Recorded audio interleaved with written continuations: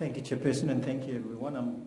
I'm not very good online. I'll take you outdoors. This is teaching for the effective domain of learning, and it's based on a published work I did on what I do with my ED 184 class, which is a physical education class that's housed at the School of Education here at the university. And I asked them what's the result of participating, what do they learn as a result of participating in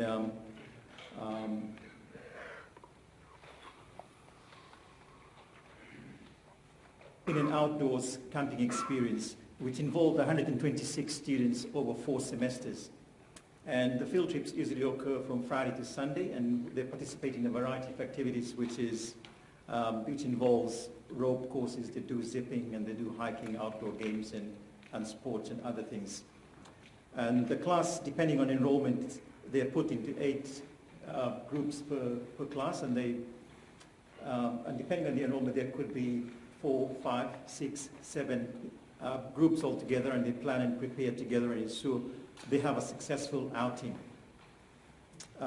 There are 3 things that are found in this research. There is, firstly, that students learn to understand and appreciate others of different ethnicity, race, language, religion, cultures, and beliefs as a result of participating in this outdoor experience. Secondly, that relates to the students' experience of teamwork, cooperation, and interdependence. And the third one is that they learn to fend for themselves during the camp outing, and they see that as very valuable. So it's not only the independence that they experience, but the interdependence and the teamwork, and as a result, ultimately understanding and appreciating others of various differences as a result of interaction within the group.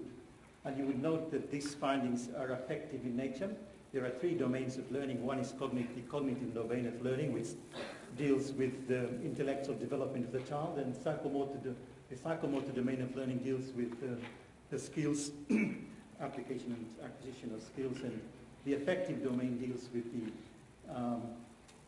the values and attitudes of students and students. While cognitive and psychomotor objectives are common, affective objectives are often ignored because it's easily perceived as difficult to observe and measure. And certainly in higher education, most teaching and assessment are cognitive skills of knowledge and understanding rather than affective outcomes of values, attitudes, and behaviors. And the environment we provide in our classroom is important to ensure that there is effective learning in the classroom.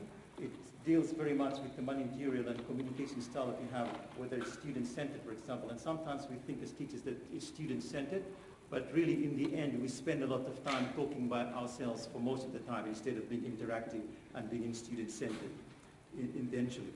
And whether there is student participation in decision-making in the class. In the outdoor experience, for example, they're put into groups. So there is a leader and there are people in the group that have various specific roles to play.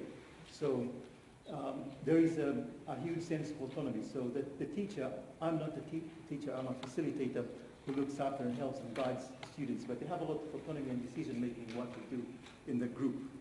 And that enhances the effective domain of learning. And also there is peer involvement as a result, that there is open debate and discussion. There can be open debate discussion, and students will be open to you if you have good rapport with them, at least, and have good relationship with them. For example, even knowing the names, for example, and sometimes I think staff don't take time to know the names, or 1 or 2 things about them. And it's important because you break the bridge and the barrier between you and the students, and they're able to communicate with you. Further down, somewhere in the middle, on the top slide, on the top information, there is service learning also put into the course. So they do prepare as a group something that they could do and give to the school, in which we use the premise for various sports and outdoor activities and things. There is leadership education because students are put into groups and interact and have a leader to ensure, the School of Education, apart from paying for their transport and paying for the venue that they'll be staying, all of the preparation has to be done for them. They have to make sure that they have a successful outdoor trip. So there is leadership and this diversity education. They don't choose which group, they don't stay with a group, somebody that they're friends. So I could make sure they're mixed together in the camp groups so that they are able to interact in diverse situations. And that should be the mainstay. Those and a variety of things should be the mainstay of learning activities in higher education so that effective outcomes are respected and instilled into institutional practice. And most of the USP graduate attributes are effective in domain, and it's important that staff know how to integrate that into the teachings, that it's not rhetoric, but it's something that's ingrained in the way we run a class and the way we teach, because it would benefit giving greater consideration to the effective domain as a key component of learning in higher education. Thanks indeed.